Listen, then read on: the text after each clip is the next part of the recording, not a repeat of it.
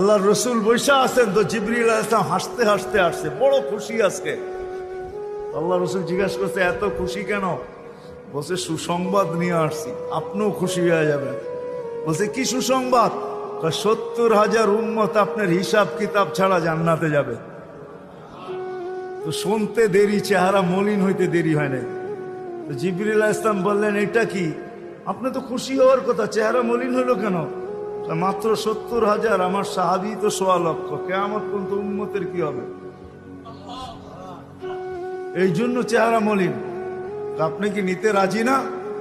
নিতে রাজি না এই কথা বলতেছি না, কিন্তু ভাবতে হবে এটা বলতে পারি। ভাইবা দেখি নিব কি নিব না। তো পাশে ওমর রাদিয়াল্লাহু তাআলা আনহু বসা, বলছে ওমর নিব 70,000, বিনা হিসাব কিতাবে জান্নাতে যাবে। যেমন উস্তাদ তেমনই তো ছাত্র হয়, পীর যেমন মুরিদ তো এমনই হয়, ঠিক না? হ্যাঁ, কি বলেন? সঙ্গী ভালো হলে আমিও ভালো হব, এটাই তো সত্য। নাহলে কোরআন কেন বলবে কুনু মা সাদিকিন? নেককারদের সাথে চলো, তুমিও নেক হয়ে যাবা, তুমিও নেক হয়ে যাবা। ভালোর লোকে চলো, ভালো হয়ে যাবা। প্রবাদ বাক্য এটাই সত্য। সৎ সঙ্গে স্বর্গবাস, অসৎ